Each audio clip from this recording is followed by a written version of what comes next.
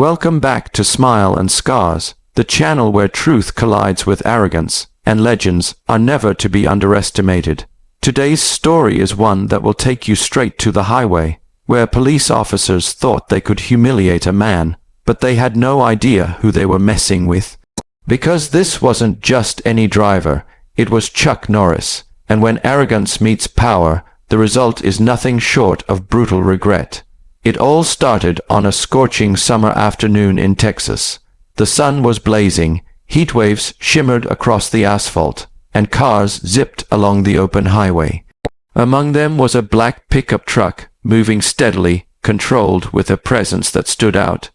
Behind the wheel sat none other than Chuck Norris, calm as ever, sunglasses shielding his eyes, and his mind focused on the road ahead. Chuck wasn't in a rush, nor was he driving recklessly. He was simply making his way home after a charity event in town. But for some police officers stationed a few miles down the highway, this was the opportunity they had been waiting for. They weren't there to uphold the law, no, they had something else in mind: humiliation. They had spotted Chuck earlier at the event, recognized him, and whispered among themselves. Some laughed, others rolled their eyes. To them, he was just another washed-up action star. They wanted to prove a point. On their highway, they had the power. Two squad cars suddenly pulled out from the shoulder of the road, sirens blaring, lights flashing.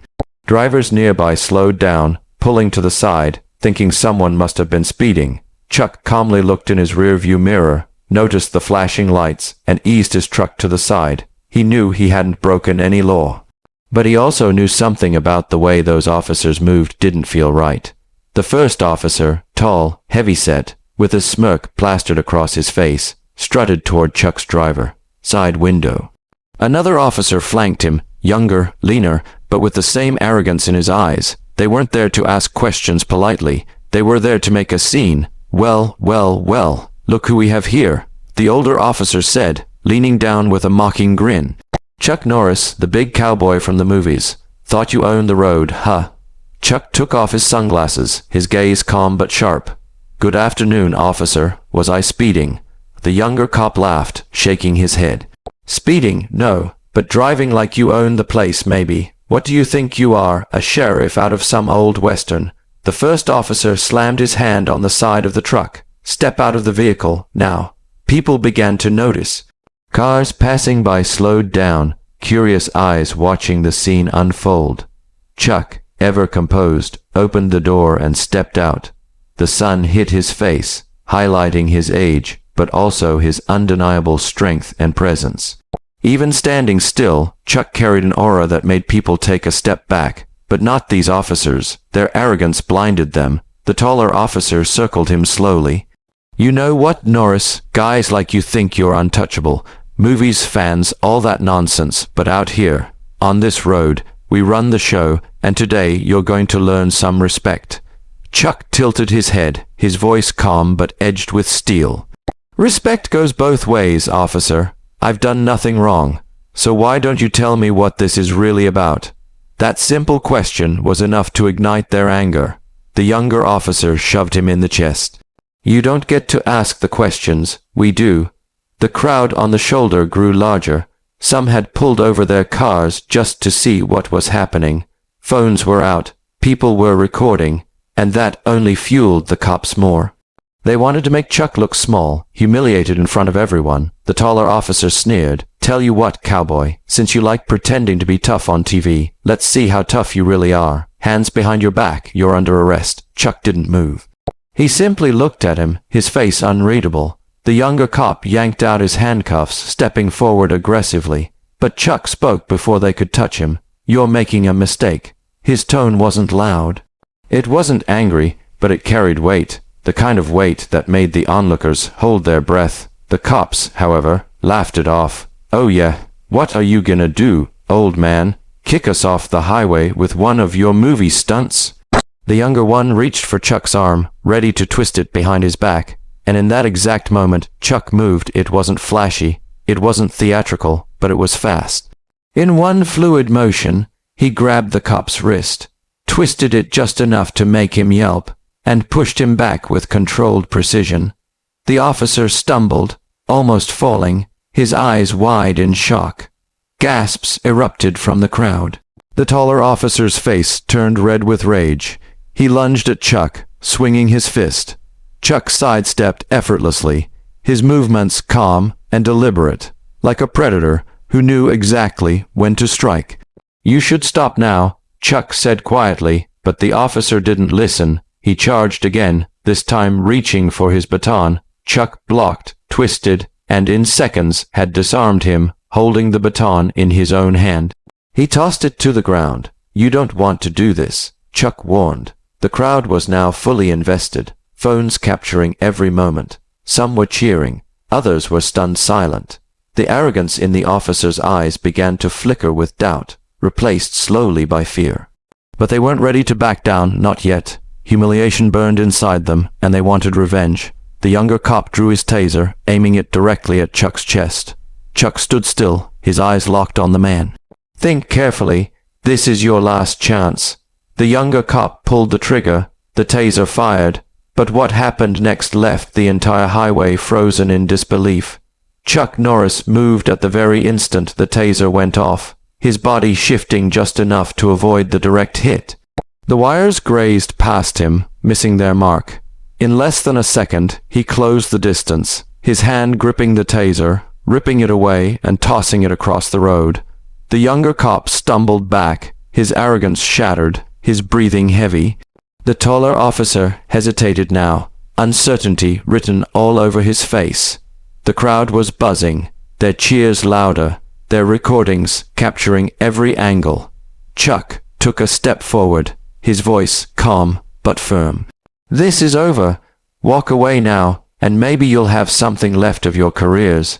But push this any further, and the regret you'll feel will haunt you for the rest of your lives." The two officers looked at each other, their bravado crumbling. The crowd's energy turned against them. Every phone in the audience was proof of what had happened. They weren't the ones in control anymore. They were the ones being humiliated, and that was when the sirens roared again.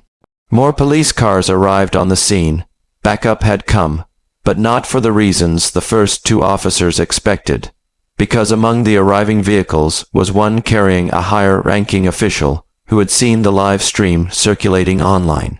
The humiliation of the highway officers was now public, spreading across social media like wildfire. Chuck stood tall, silent, waiting. The highway had become a stage, and the world was watching. And as the superior officer stepped out of his car, the tension in the air reached its breaking point. The air was heavy with tension. Chuck Norris stood firm, his eyes focused on the senior officer stepping out of the newly arrived squad car. The younger officers who had tried to humiliate him just moments ago were now pale, their arrogance crumbling in front of the growing crowd, and the flashing cameras of cell phones pointed directly at them. The senior officer was different. He was older, experienced, and the weight of authority radiated from his presence. He wasn't rushing or barking orders. He simply observed. His eyes shifted from Chuck to his two subordinates, then back to the crowd that had grown restless. The world was watching, and he knew it. "Mr. Norris," the senior officer finally said, his tone calm but edged with respect, "I'm Lieutenant Harris. I think we need to talk." Chuck didn't move, his arms resting naturally at his sides. "I agree, but maybe you should start by asking your men what exactly they thought they were doing." The crowd erupted in murmurs of approval. People shouted, "We saw everything," and they tried to humiliate him. Phones continued recording, capturing every detail. The two arrogant officers shifted uncomfortably, sweat dripping down their temples. Lieutenant Harris narrowed his eyes at them. "Officers Daniels, Miller, is this true? Did you detain Mr. Norris without probable cause?" Daniels, the taller one, tried to regain control of the situation. "Sir, with all due respect," he resisted arrest. "We were just resisted arrest." Chuck interrupted, his voice sharp but steady. "I asked a simple question. What law did I break? Neither of you had an answer." The crowd cheered again, their voices growing louder. The humiliation for the officers was no longer a possibility. It was reality. Lieutenant Harris raised his hand to silence the noise. He studied Chuck for a moment before speaking again. Mr. Norris, I saw the footage myself. It's already online. You're right. What happened here is unacceptable. Gasps rippled through the crowd. The two officers looked like they'd just been hit in the gut. Their superior wasn't going to cover for them, not this time, but Daniels, still clinging to a shred of arrogance, snapped. Sir, with respect, he's just a washed-up actor. We were teaching him a lesson, showing him he doesn't run the road. The crowd booed loudly, the chants of disapproval echoing across the highway. Chuck's expression didn't change, but his silence carried more power than words. Lieutenant Harris turned to Daniels, his voice cold. You just admitted to abusing your authority. Do you realize what that means? Do you have any idea how badly you've disgraced this department? Miller, the younger cop, tried to shift the blame. It was his idea, sir. I was just following orders. Chuck finally spoke, his tone calm but laced with authority. A man always has a choice. You both chose arrogance. You both chose abuse. And now you're facing the consequences. The words struck like a hammer. The crowd roared in agreement. Some chanted Chuck's name. Others shouted for the officers to be fired. The highway had transformed into a courtroom, and the verdict was clear, but the story wasn't over. Because Daniels, unable to handle the humiliation, suddenly lunged at Chuck one more time, rage blinding his judgment. He didn't care about the cameras, or the lieutenant, or the crowd. He just wanted to prove himself. But he never got the chance. In a blur of motion, Chuck sidestepped, his hand snapping up to block the attack. With precision honed from years of training, he twisted Daniels's arm, sending him crashing to the pavement. In seconds, Daniels was face down, his own momentum pinning him helplessly. Miller froze. Why? Died. He knew better now than to try. Chuck released Daniels and stepped back, his voice steady. This ends here. I don't fight to humiliate. I fight to stop arrogance before it hurts someone innocent. Lieutenant Harris barked orders. Cuff them, both of them. They're suspended effective immediately. Gasps and cheers exploded from the crowd. Other officers from the backup squad moved in, hesitating slightly as they approached their disgraced colleagues. Daniels protested, shouting curses, but the sound was drowned out by the roar of the people. Miller hung his head, silent, defeated. Chuck stood quietly, his hands behind his back, watching the scene unfold. He wasn't gloating, he wasn't smiling. His calm presence was a stark contrast to the chaos around him. Lieutenant Harris turned back to him. Mr. Norris, on behalf of the department, I apologize. This should never have happened. Chuck nodded slowly. An apology is a start, but remember, power is not for abuse. It's for protection. Make sure your men understand that. The lieutenant lowered his head respectfully. You have my word. The crowd, now electrified, began chanting again. Chuck, Chuck, Chuck. The name echoed across the highway, a thunderous reminder that respect is earned, not demanded. But just as the scene seemed to be winding down, something unexpected happened.